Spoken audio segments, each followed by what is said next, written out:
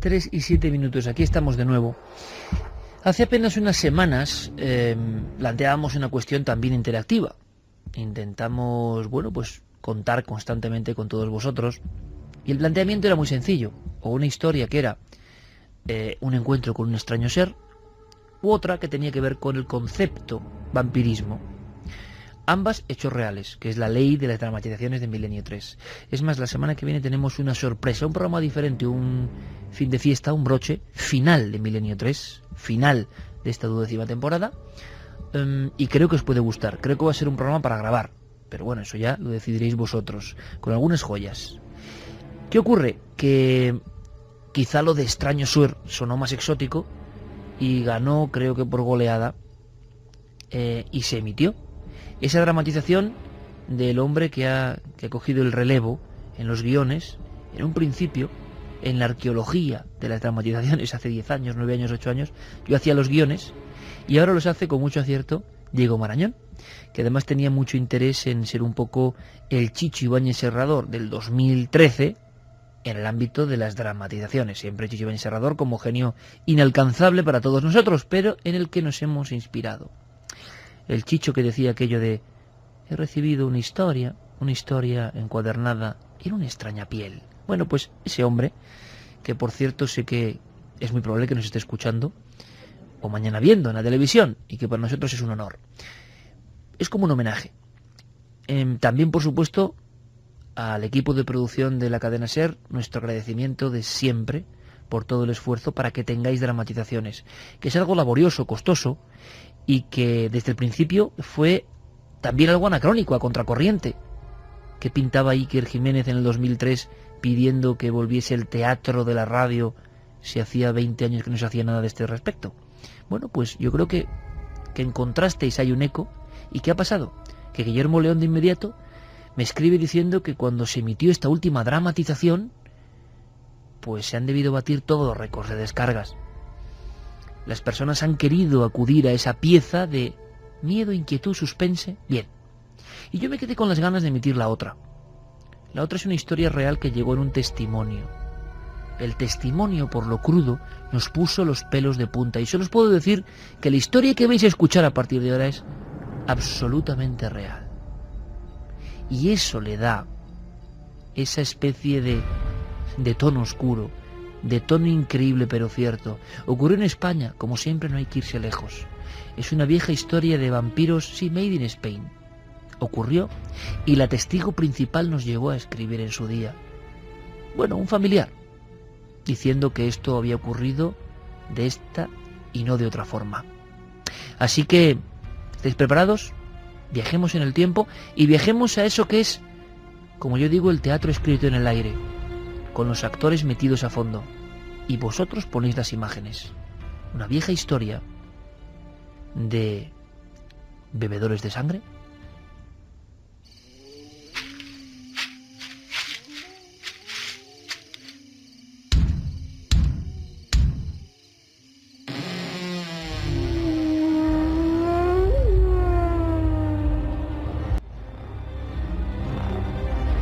Milenio 3 presenta Mientras duermes. Mataró. Primeros días del invierno de 1945.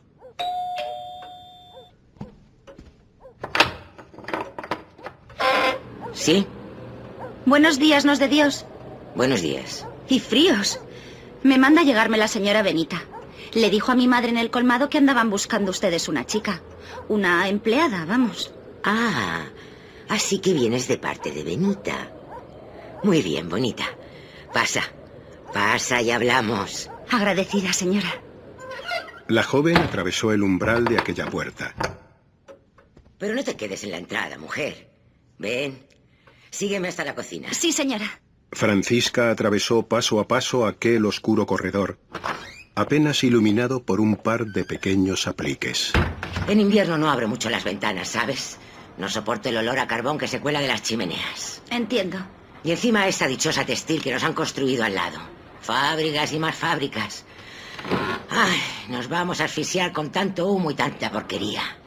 Pero bueno, siéntate y cuéntame. Ni siquiera sé cómo te llamas. Francisca, señora. Me llamo Francisca. Yo soy la señora Mercedes. ¿Eres de aquí? No, señora. Mi familia es de Cejín, en Murcia. Mira, mi marido y yo estamos buscando a una chica para que nos ayude en casa. Los años, ya sabes. Por cierto, ¿qué edad tienes? Acabo de cumplir los 17, señora. Ah, eso es magnífico, magnífico. Verdaderamente. Bueno, Francisca, no hace falta hablar mucho más. Solo acertar con las primeras impresiones. Mi marido no está, pero ya le conocerás esta tarde. ¿Ya? ¿Entonces me da el trabajo? Bueno, si quieres pensártelo. No. Es solo que no esperaba que todo fuese tan rápido. ¿Por qué esperar? El tiempo es oro.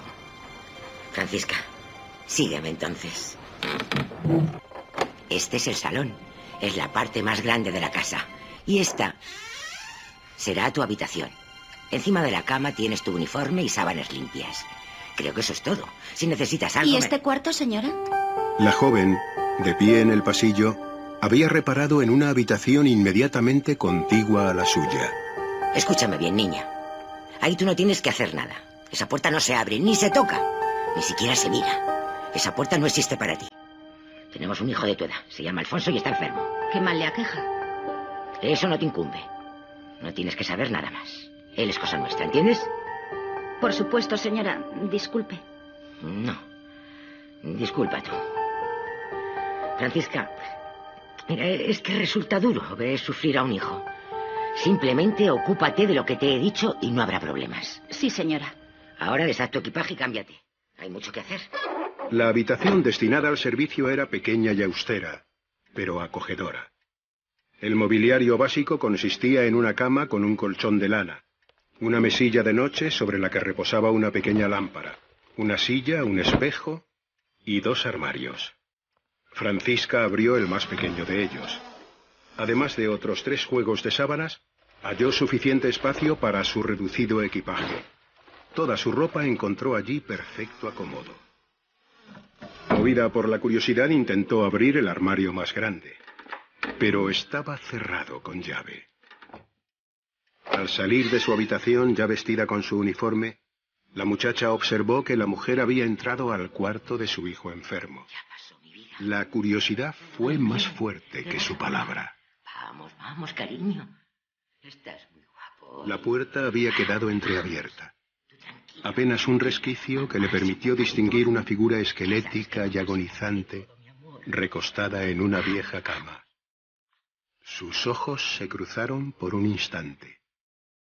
Las pupilas de la joven se clavaron en aquel rostro demudado y cerúleo, en aquella boca entreabierta en una mueca consumida por el dolor y el paso del tiempo, en aquellas ojeras que reflejaban el sufrimiento más absoluto. Por Dios. La joven se propuso olvidar aquella visión.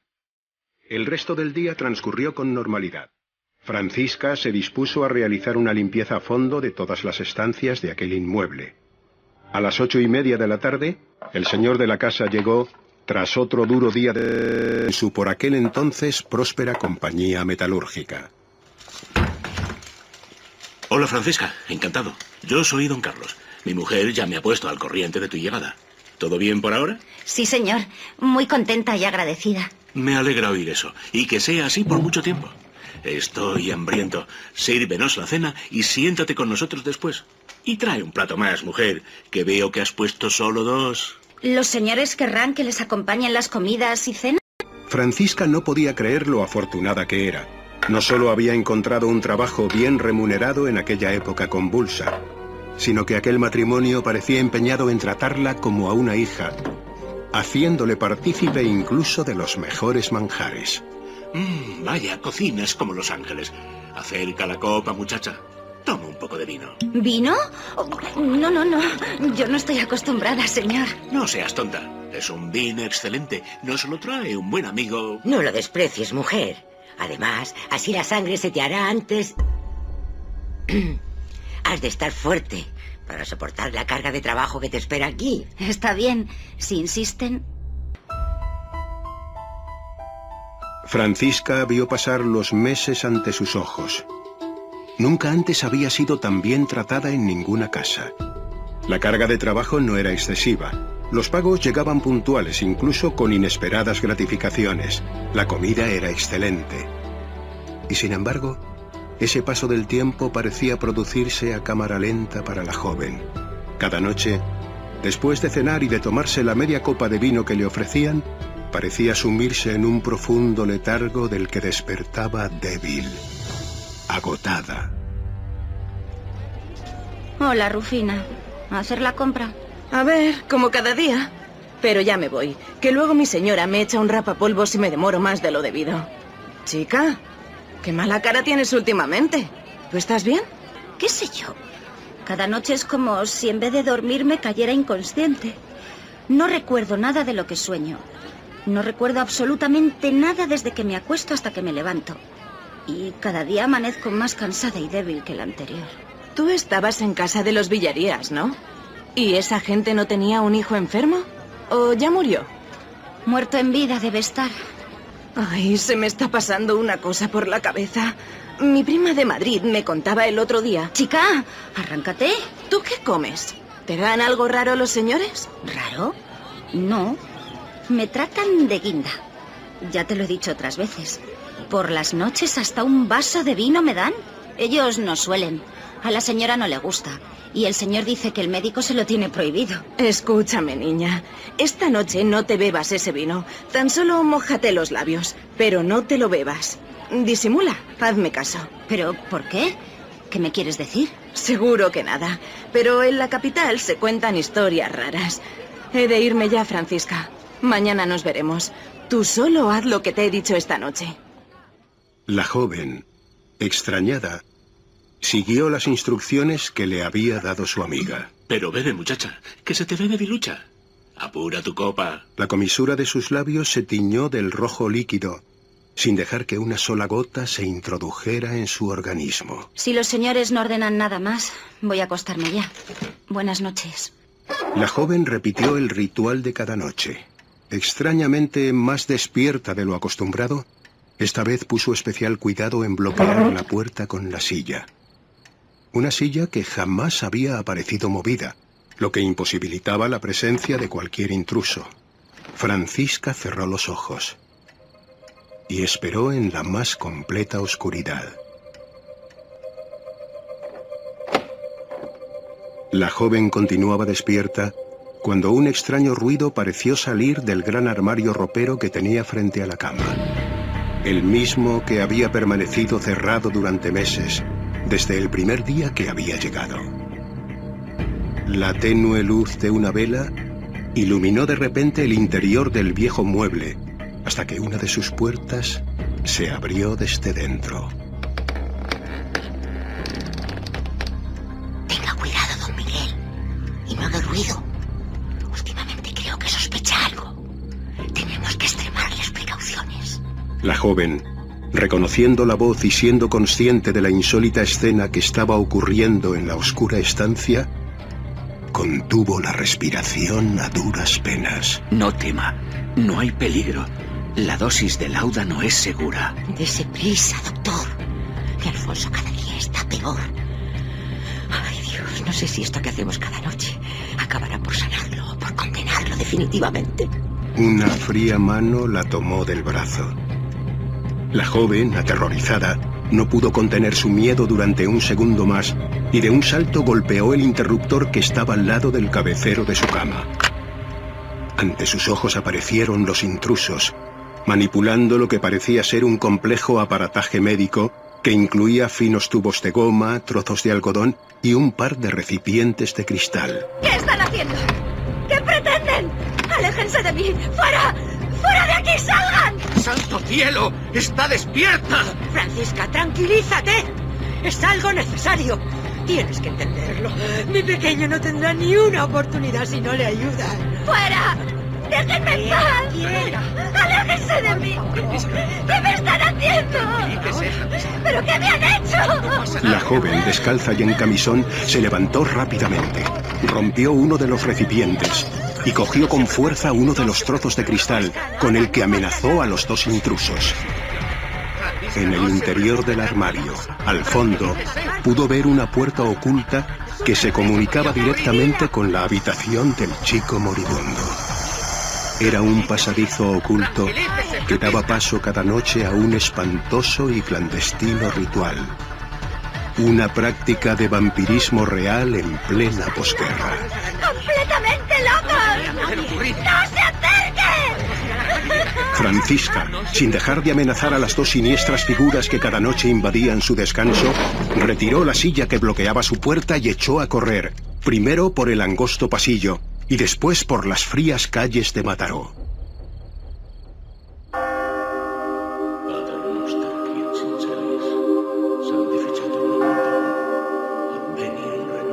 Dos jornadas después, sin transfusiones compatibles para aliviar los mortales síntomas de la tisis, la muerte cubriría con su capa al desdichado Alfonso. Poco se supo de la suerte que corrió la joven, puesto que ni ella ni su familia volvieron a ser vistos por aquel lugar. Con el paso del tiempo, aquel sobrecogedor caso de vampiros oníricos se tornó en tabú, en una leyenda propia de tiempos oscuros, pero más común en realidad de lo que hoy en día podríamos imaginar.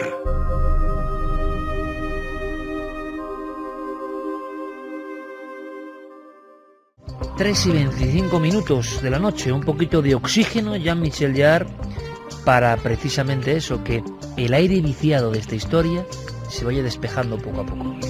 Con la realización y dirección de actores de Alfonso Sanz, siempre dejándose el alma en estas historias, y se lo agradecemos, ¿no? Estrenó un poco de la vieja radio de siempre, de la radio que nunca muere, de la radio inmortal, con todos nosotros en el tiempo de lo digital, en pleno 2013. Así que, Alfonso, gracias. El guión, por supuesto, de nuestro compañero Diego Marañón, basado en un testimonio real que nos llegó de una de estas familiares. La estaban vampirizando noche a noche a través de la puerta armario falso para alimentar al joven, al desdichado Alfonso. Con la voz incomparable, la misma voz, y esto sí que es un milagro para mí, una de esas cosas que uno ha soñado alguna vez, la misma voz que habéis escuchado como narrador, el gran José María del Río, la voz, es la misma persona que yo escuchaba como voz cuando yo tenía 14 años y me desvelaba con aquel programa de miedo, en aquel entonces en Radio Nacional de España, o en las historias de Chicho Ibáñez Serrador. Aquella voz, como la voz de Cosmos, era José María del Río, y hoy José María del Río está con nosotros en Cuarto Milenio y en Milenio 3. Sueño cumplido. Con Julio López, por supuesto, la maravillosa Sandra Jara, Francisca González, menuda interpretación, esa anciana siniestra, Jacinto Montes de Oca, Alma Naranjo y, por supuesto, lo dicho, todo supervisado por nuestro compañero, equipo de producción Cadena SER, Alfonso Sanz. Que no sea la última dramatización, que vuelvan a escucharse y, por supuesto, ¿por qué no? Seguimos invitando, nosotros resucitamos el género en 2003, a que otros compañeros, otras sintonías, otras cadenas, ¿por qué no? Lo hagan, se animen, porque la magia de la dramatización es una magia incomparable. Es tiempo de mensajes, antes de entrar en otro tema, antes de viajar a Australia, y es tiempo también, hay que decirlo, de un sorteo que teníamos pendiente. Carmen. Pues sí, ¿cómo quieres que lo hagamos? ¿Primero el sorteo? Primero el sorteo. Venga, porque es que a la gente la habéis dejado un poquito acongojadita, ¿eh? Bueno, y era una historia muy humana, ¿eh? No era nada sobrenatural, pero quizá por eso da más miedo. Bueno, pero siempre que hay armarios y gente dentro, sí, cosas extrañas... Armario pues... en la habitación que no es la habitual y que tiene sorpresa, ¿Quién no tiene un armario en su habitación? Sí. ¿Dónde conecta el armario, no? Vamos primero con ese sorteo. Voy a dar los ganadores, que son Ángel José Gallego Bello de Madrid, Antonio García Robles de Almería, Montse Said Merino de Los Corrales de Buelna, en Cantabria, y Jessica Mogollo Montaño de Ciudad Real. Y ahora vamos otra vez con otro sorteo para la semana que viene. Ajá. Un transatlántico a la deriva, un enigma oculto durante más de 70 años, un barco lleno de misteriosos acontecimientos, nadie a bordo. ¿Quién es el último pasajero? Pues nada, quien se atreva a embarcarse en ese barco más enigmático que jamás haya podido imaginar, que se lea todas sus páginas, porque es el Valquirie, no te podrás bajar de él aunque quieras. Inquietante, sorprendente, adictiva, El último pasajero, es la nueva novela de Manuel Loureiro, editorial Planeta. Y ahora viene la pregunta, porque esta semana volvemos a sortear 4 ejemplares. Tienen que entrar en cadenaser.com/milenio3 y contestar a la pregunta que voy a hacerles ahora. Tienen hasta el viernes de esta semana, ¿vale? Hasta el viernes de la semana que viene para contestar a esta pregunta. ¿A qué se dedica la protagonista de la novela, Kate Kilroy? ¿Es periodista? ¿Es escultora? ¿O es editora? Ahí bueno, está. pues que voten lo que crean que es. Pero tiene mucho que ver con mi profesión, por ejemplo. Bueno, vaya pista, jolín, es que también así condicionamos, ¿no? Bueno, cadenaser.com/milenio3. Eso es. ¿Y 4 ejemplares? 4 ejemplares sorteamos. Gracias a la editorial Planeta. Editorial donde publica nuestro amigo Javier Sierra y donde acaba de debutar nuestro compañero Javier Pérez Campos, ni más ni menos. Mensajes. Pues vamos con mensajes. Somna Norceste dice, por favor, que heavy la historia, genial la dramatización, bastante increíble. Pues tan increíble como que el testimonio real, hombre, nada puede superar un testimonio real. La fuerza de un testimonio real, aquí no se lo la sangre, por eso Diego eligió esta historia. Si quieren, que intenten encontrarse de nuevo en el ciberespacio con aquel testimonio aquella noche que nos dejó sin palabras, ¿no? Sí, la verdad es que sí. Borja dice, Nava del Misterio y Diego, esta noche cierro el armario y le pongo loctite. Me quedo sin armario, pero me aseguro de que no se abra. Darvos dice, me habéis provocado un mini infarto con el pitido ese que habéis puesto. Era necesario, me ha acongojado. Antonio Rubio, uy Dios, menuda dramatización, buenísima.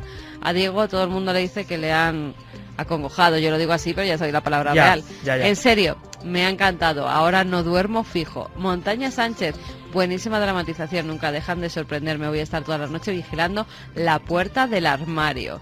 Carol dice, pobre Francisca, creo que será la cena de aquel hijo enfermo con vino incluido. Bueno, esto es el efecto un poco mano cortada, ¿no? Ahora es el armario el culpable. Alguien, cuando ve una historia que le inquieta un poco en la noche, busca un artefacto, ¿no? Y es como esa historia que hemos contado tantas veces de la portada del caso y la fotografía de una mano de mujer dentro de una lechera.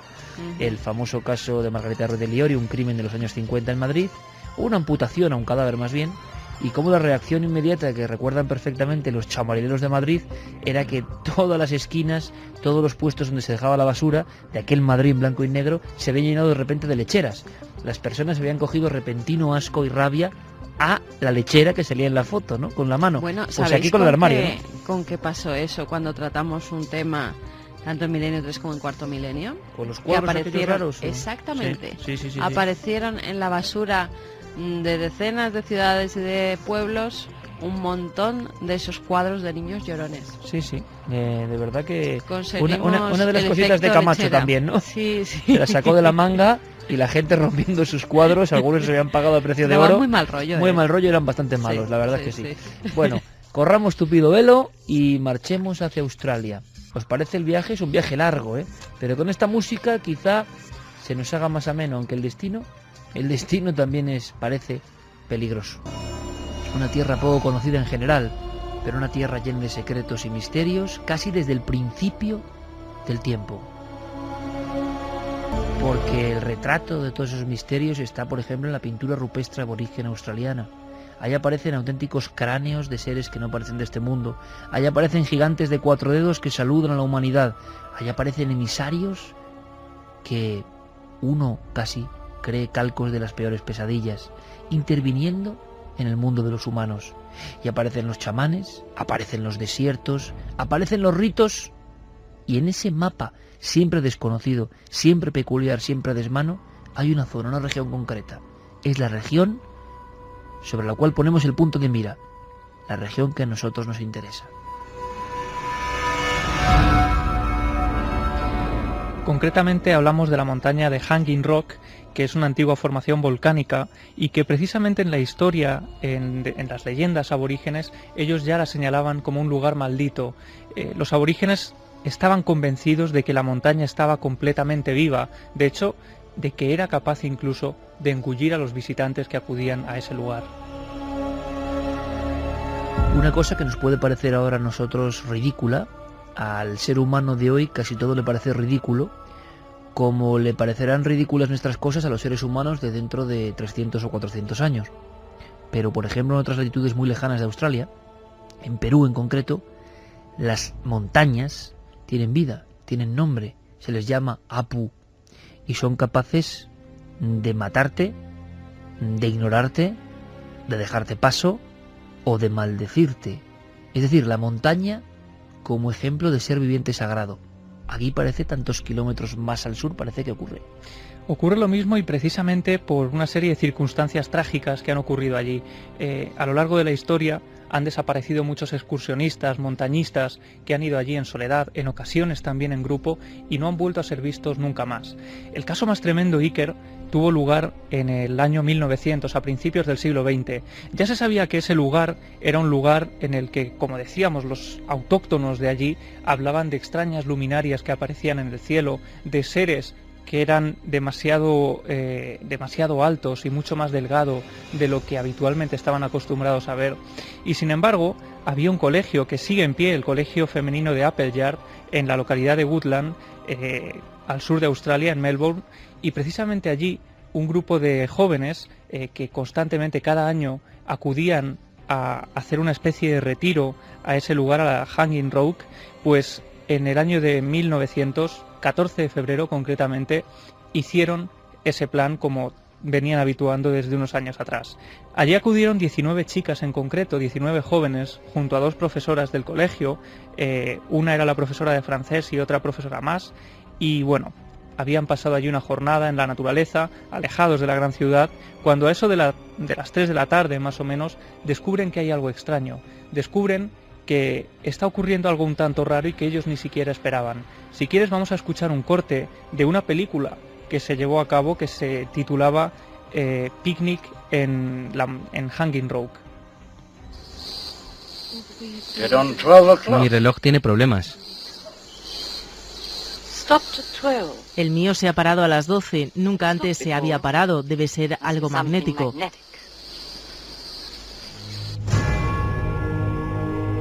¿Qué es lo que pasaba?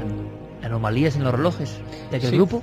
En un momento todos se dan cuenta de que todos los relojes se han parado a la misma hora, a las 12, solo unas horas atrás de ese momento en el que se dan cuenta, a las 3 de la tarde. Habían terminado de comer y en concreto 4 chicas, el resto de personas quería pasar unas horas bajo la sombra, echándose una siesta en el lugar, pues 4 chicas en concreto deciden que van a salir a explorar, que quieren buscar el lugar y ver qué es lo que ocurre, vivir una especie de pequeña aventura, ¿no? Todos, por supuesto, les advierten de que el lugar es muy peligroso, de que tienen que tener cuidado con las arañas, con las serpientes, con las cuevas que hay bajo las rocas, y por supuesto ellas confían en su instinto, ¿no? Ellas en ese momento salen, y Irma Leopold, Marion Quaid, Miranda y Edith Horton, esas son las 4 chicas. Algunas de ellas nunca más volvieron a ser vistas sobre la faz de la Tierra. Primero, la anomalía de los relojes.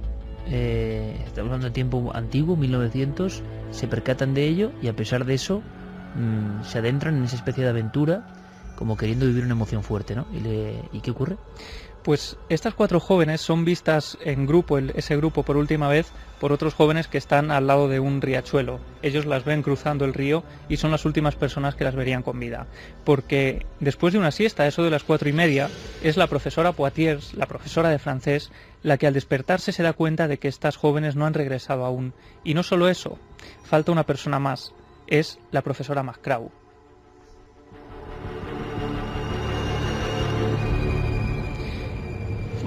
Deciden en ese momento, un tanto alarmadas, salir a buscar a ese grupo de personas porque tienen que regresar ya al colegio del que han partido. Recorren a gritos todas las zonas de alrededor, van buscándolas cada vez más desesperadamente porque hay un momento en el que llega a hacerse de noche y no hay ni rastro de estas 5 personas.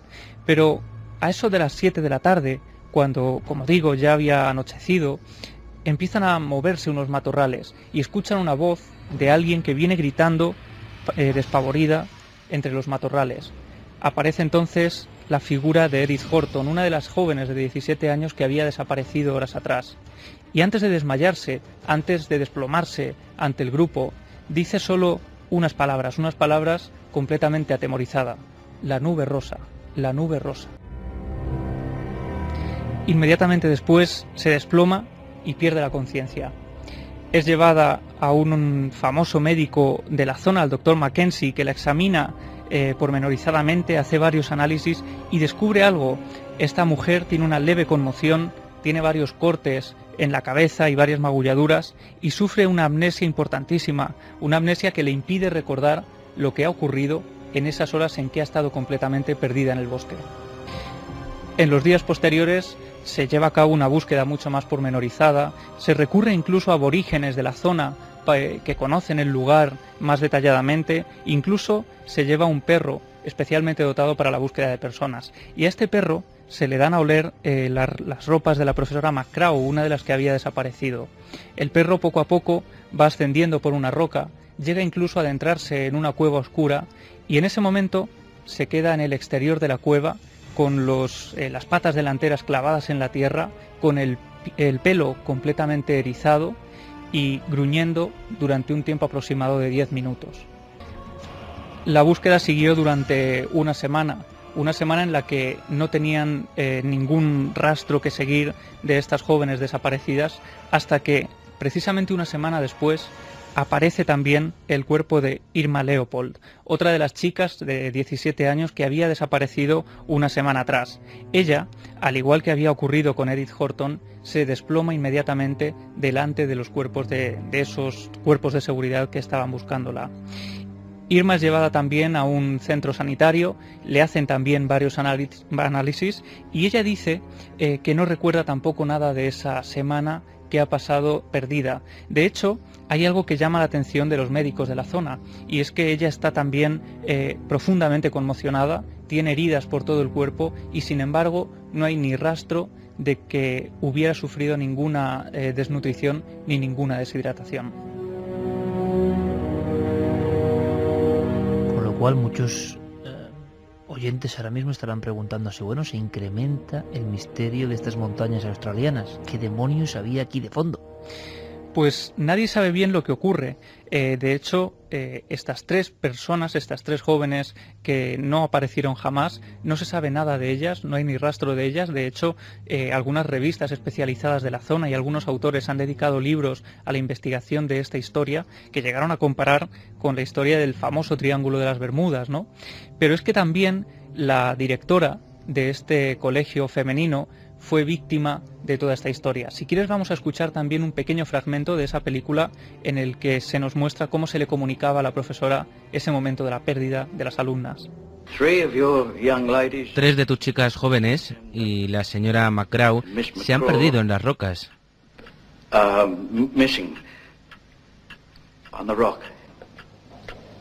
¿Qué ha pasado?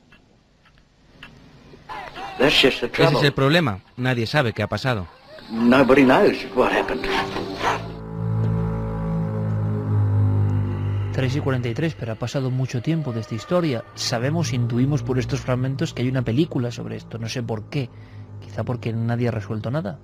No se ha resuelto nada. De hecho, el cuerpo de la directora apareció unos meses después a los pies de un acantilado. Había fallecido. Se pensó que se había suicidado por las presiones que había vivido durante esos meses, ¿no?, en que se había buscado a las jóvenes sin ningún resultado, y efectivamente se hizo esa película de Picnic en Hanging Rock, que en realidad era una adaptación de una novela, ¿no? Y luego se han hecho también todo tipo de estudios, de investigaciones, porque a lo largo de la historia, como decía, han desaparecido otros excursionistas, montañeros, de los que no se ha vuelto a saber nada, no se ha vuelto a tener ni rastro de ellos.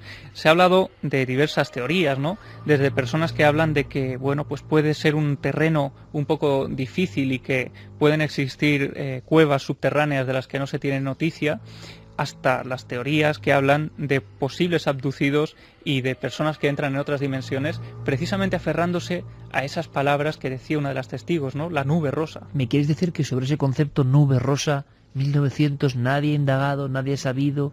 ¿Se refieren a algo comprobable? ¿Tiene eso algo que ver en la historia del lugar? ¿Hay algún grabado, alguna pintura, algo? No hay nada más que esos testimonios de luminarias también un tanto extrañas y de neblinas que surgen de repente y que desde luego dificultan la labor de exploración, ¿no? Cuando se pierde uno de estos excursionistas y de repente la niebla se hace con el lugar, hace más difícil todavía esa localización. Se ha hecho una película, hay una novela, es decir, es un tema que ha generado ficción, pero que tiene una raíz absolutamente real. Sí, y no solo una raíz real, sino una preocupación de las autoridades por esas pérdidas de personas que de pronto desaparecen y de las que no se sabe nada más. Este fue el caso más espectacular porque fue un grupo y porque las dos que aparecieron tenían unos síntomas muy parecidos, ¿Qué ¿no? se supo de esos cortes? ¿Estaban practicados por algún tipo de arma concreta? Nadie sabe nada. Nadie sabe nada, pero había cosas muy extrañas, ¿no? Porque igual que en algunas partes del cuerpo había cortes y esas magulladuras, en las plantas de los pies, por ejemplo, pese a haber ido descalzas, haber aparecido descalzas, estaban perfectamente, casi como si hubieran ido calzadas durante todo el tiempo que estuvieron desaparecidas. Una historia inquietante como pocas, y nos recuerda que precisamente hay un revival sobre esta especie de noches trágicas en la montaña, porque se está filmando, o quizás se haya acabado ya, otra película sobre el incidente del paso de Dyatlov en los Urales, ese grupo de excursionistas que están acampando y que aparecerán todos como una sobredosis de algo parecido a rayos UVA que les han ennegrecido la piel y muertos con un aspecto de haber salido cada uno por su lado con un ataque de pánico, y nunca se ha acabado de saber qué pasó en ese paso de Dyatlov. Ha quedado un lugar muy marcado. Sería la misma historia, pero en vez de en Australia, ocurrida en el otro lado del mundo, ¿no? Y eso es realmente sorprendente. Casi un caso calcado que ahora también se convierte en película, en una especie de falso documental.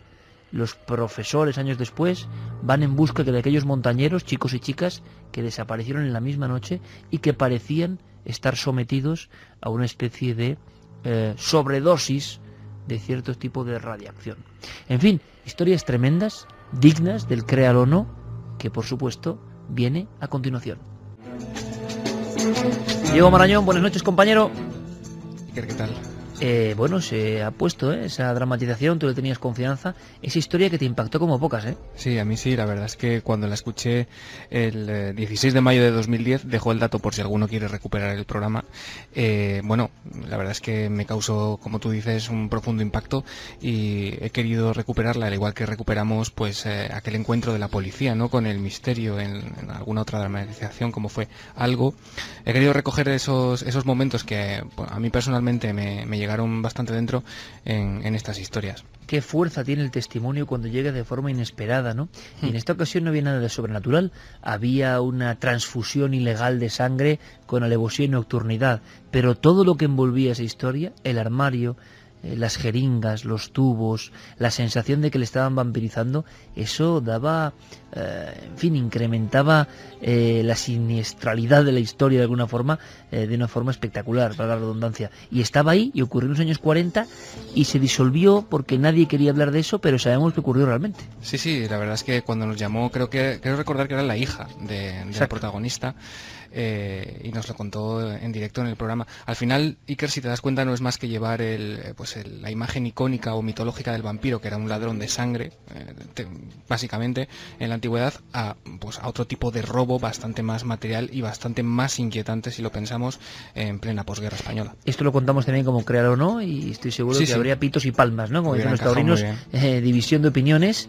Y tenemos alguna sorpresa. Primero resolvemos la cuestión pendiente. Sí, teníamos un Créalo o no, el último de esta temporada, que era aquellos niños de ojos negros que se aparecían en determinadas puertas a lo largo y ancho del planeta, según cuenta esta historia viral, y que, bueno, hacían de esas tranquilas urbanizaciones algo bastante inquietante cuando la persona que les abría la puerta se encontraba con esa mirada absolutamente de color negro, ¿no? Sin iris, como decíamos, unos ojos totalmente, bueno, pues como color azabache, sin vida, sin alma, y esto era lo que proponíamos a nuestra audiencia la semana pasada. Y Carmen, la encuesta que nos indica en torno a esta historia como muy sobrenatural, yo me imagino por dónde han venido los tiros, pero quiero comprobarlo.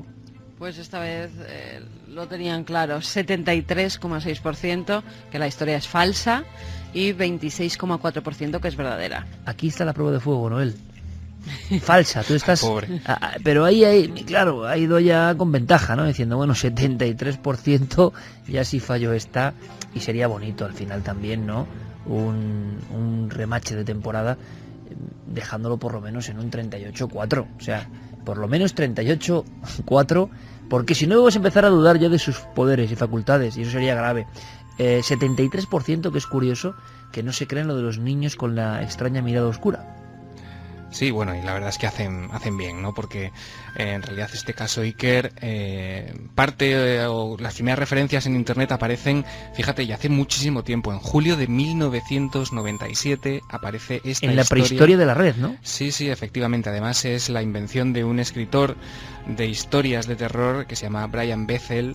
Él es el autor de este fraude, de esta leyenda urbana que a partir de ese momento y en determinados grupos y foros de internet, en la prehistoria, como tú dices, se extendió hasta formar un viral que ya se conoce con 3 siglas, la BEK, Black Eyed Kids, los niños de ojos negros, que es pues como el hombre delgado, o como Candle Cove, como muchas historias que hemos tocado esta temporada, pues en este caso un mito moderno. Pero fíjate, por ejemplo, la del hombre delgado estaba bien elaborada, tocaba el inconsciente colectivo de la posibilidad de que algo así, aunque parezca muy increíble, pudiese ocurrir en cierto momento. Candle Cove era maravillosa porque decías, bueno, increíble, pero sí, yo creo cierto. Que las mejores al final claro, son las originales, ¿no? Claro. Las que en realidad no se basan en ninguna otra cosa, porque este tiene ciertas reminiscencias de películas pues como El pueblo de los mosquitos o cosas así. Es muy cinematográfica, quizá en exceso, ¿no? Y entonces hemos llegado a una conclusión interesante dentro de esa estadística demoledora, ¿no? Que acaba, importante, más o menos 38-4 en el oráculo, no el calero, importante en esta sección también. Hemos hecho una estadística de un año, de una temporada de historias, y seguro que hay sorpresas.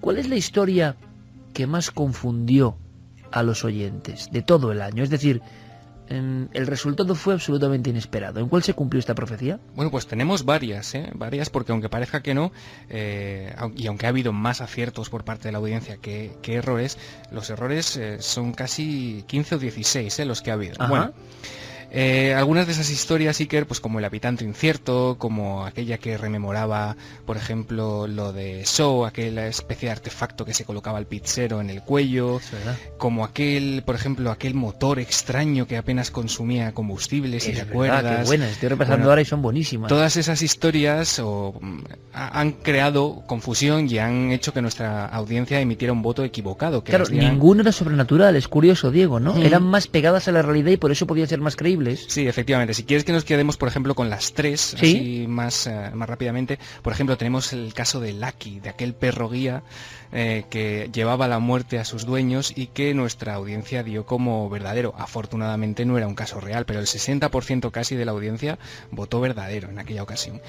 También uno de los primeros, seguro que te acuerdas, de un falso documental, Al otro lado. Sí, de la luna. Efectivamente, estaba tan bien hecho, hay que reconocerlo, que también casi el 60% de la audiencia lo dio como verdadero. Incluso hoy, todavía, después de haber resuelto el tema y después de haber hablado con el creador en este programa, hay gente que todavía lo sigo leyendo, que da como cierto, ¿no? El eterno problema de la red también, ¿eh? Sí. El efecto Lázaro, historias que nos venden 20 veces cuando ya ocurrió y las remozan y vuelven a salir a la palestra de los medios a nivel internacional, que es increíble. Con esto habrá que acabar de alguna forma, porque esto es increíble. O cosas que se demuestran, como Diego, entrevistando a quien hizo y que siguen retuiteándose, enviándose y como si fueran ciertas, ¿no? Es que es tan bueno ese documental, hay que reconocerlo. Sí. Y por ejemplo, otro, para acabar así, de los que creó bastante inquietud entre los oyentes, fue aquel que llamamos aracnofobia al límite, una especie de araña o de insecto que ponía sus huevos bajo la piel de una inocente víctima hasta que, bueno, aquella pequeña herida comenzaba a hincharse, al final acababa eclosionando con un ¿Con ese qué pasó en resultados? Pues ese créalo o no fue votado como verdadero por un 63% de la audiencia. Y con gente que decía que le había pasado. Claro. ¿No os acordáis? Diciendo que le había salido una gran ampolla y que de ahí empezaron a salir arañitas y ese tipo de cosas tan agradables. O sea que la de las arañas fue una de las... Es interesante el estudio sociológico, ¿eh? Llegó a ser creída la historia por el 63%, que es una burrada, ¿eh? Sí. Y sí, como tú dices, es una burrada y la verdad es que es una historia en la que se apoyaba simplemente en el boca a boca, ¿no? Hay otras, por ejemplo, que hemos propuesto, como aquella famosa famosa foto de la anaconda gigante, que la gente también la dio como verdadera, un 64%, cuando al final... ¿64? Sí, era al final una especie de truco de perspectiva de la foto que hacía que, bueno, que esa anaconda, que sí que era bastante impresionante, pareciera bastante más grande de lo que era. Ha habido muchísimas, Iker, e incluso hay alguna, en este caso una, que nos quedó sin resolver, si lo recuerdas. ¿Te acuerdas de cuál era? No. No pudimos dictaminar si era verdadera o falsa. Era un... ¿El poder de Noel Calero? Era un testimonio que nos llegaba desde Canarias sobre un supuesto mercado de carne humana. Es verdad. En el corazón de África. O sea, la historia más terrible que hemos escuchado en los últimos tiempos. Efectivamente, y que por más que lo intentamos, no pudimos, bueno, pues dar un veredicto definitivo. No supimos si aquello podría haber ocurrido de verdad. La verdad es que yo personalmente hablé con la persona que nos contó esto. Estuve hablando con él por teléfono casi media hora. Y yo te puedo decir que para mí esa persona no mentía. No sé lo que le habían contado, pero desde luego a mí no me estaba engañando. Conscientemente estoy seguro. Más testimonios de personas que habían vivido lo mismo. Yo lo recuerdo. La historia era terrorífica, sí, era mercado de carne humana clandestino. En mitad del desierto, en mitad de, bueno, a kilómetros, ¿no?, de la ciudad. Como con una especie poblada. De jaimas ahí colocadas. Pero claro, ese quizás resume toda la esencia de esta historia. Al final nunca sabremos si fue verdad o no, si fue una historia deformada, exagerada. Es como los viejos cantares de ciego, ¿no? ¿Dónde empieza la realidad y dónde nace el mito?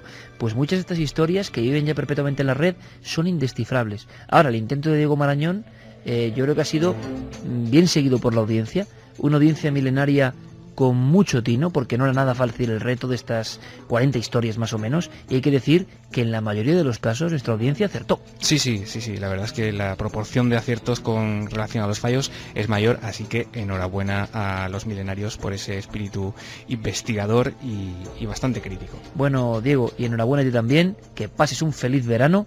Ha sido un placer contar historias, sorprendernos y participar pues casi ya en todos los palos, ¿no?, de este programa y de este concepto de difusión que es Milenio. Te lo agradezco mucho y que haya muchas más aventuras, compañero. Ya sabéis que el placer y el honor por tercer año sigue siendo mío. Un abrazo, Diego. Buen verano. Gracias, compañero. Termina Agustí por línea interna, ¿no?, como siempre ahí metiendo la daga. Me dice, no te olvides de decir que hay un programa muy especial la semana que viene. Pues sí, pero no voy a decir nada más, que simplemente que es un programa especial, que es un programa diferente, que es un programa que espero que escuchéis, por ejemplo, en carretera o en la cama, y que os va a hacer conectar con muchos mundos. Algunos están en este, otros no. Otros son mundos ajenos al ser humano, seguro. Pero va a ser una noche para soñar, imaginar y, ¿por qué no?, aprender a investigar. Últimos mensajes oficiales de la temporada, Carmen, casi nada. Pues mira, hay que darle la bienvenida a un nuevo milenario, en pues este caso milenaria, Venceslau, que nos decía que el 24 de septiembre de 2011 que nos envió ya un mail para dar la bienvenida cósmica a su hijo Fernando, y que hoy, casi 21 meses después, ha nacido su hija Ana María, que nos ha enviado una foto que está tremenda, llorando con todas las ganas del mundo. Y dice, por favor, darle también la bienvenida cósmica hoy que termina la temporada. Esto va a ser ya un rito, ¿no? Me siento aquí como, no sé, una especie de papa del misterio, no puede ser, pero bendición milenaria, por favor, y que sea muy feliz, claro que sí. Virgen del Rocío en Sevilla. Qué pues bien. Nada, muy bienvenida Ana María a esta vida tan maravillosa. Pues por supuesto, bendición, vamos, si hace falta, doble. Más cosas. Pues las de las historias de Diego Marañón, que diciendo es que nos ha metido en todas partes, arañas, las camas con muertos, o sea, que les ha encantado. Que les ha gustado la sección, ¿no? Sí, que a ver si la siguiente temporada sigue. Eso ya Rafa nunca Campos se sabe. deja un mensajillo, dice: mañana si escucháis el podcast del programa de hoy a 432 hercios, escucharéis un mensaje oculto que nos ha dejado Iker sobre el último programa de la temporada. Oye, ese me ha gustado. Ese me ha gustado y va a ser el último mensaje, porque podemos dejar encriptado algo, ¿eh? Sí. Nunca se sabe, con nosotros nunca se sabe ni qué va a pasar en el futuro, ni qué secciones, ni qué nada. No se sabe nada, y así debe ser, así aprecian más lo que hacemos. Es broma. Bueno, de verdad que ha sido un honor y un placer. Noel Calero, Fermín, gracias compañeros por todo un año de esfuerzo, pero esto no acaba. La semana que viene, por supuesto, estamos con ese programa tan especial y diferente. Javi, gracias compañero. Gracias, un Mañana placer. nos vemos ya por muchas más aventuras, mucho éxito con tu nuevo libro en Planeta. Gracias compañero, de Muchas verdad. gracias. Ha sido un buen año. Y Carmen, nosotros mañana sí que volvemos a la hora de siempre. Con Sí. todo esto del fútbol hay sorpresas, pero mañana estamos y que ha sido un placer y un honor y que aquí terminamos la temporada, pero que en verano sigan enganchados a la Todo SER, el mes de por julio, supuesto. además, vamos a estar con programas nuevos de Cuarto Milenio, ¿eh? Eso es. Y en la SER repeticiones de programas antiguos de Milenio. Bueno, siempre enganchados a la SER, como debe ser. Nunca mejor dicho. Un abrazo, Carmen, gracias. Besos. Y ahora con nuestros compañeros, que seáis todos muy felices.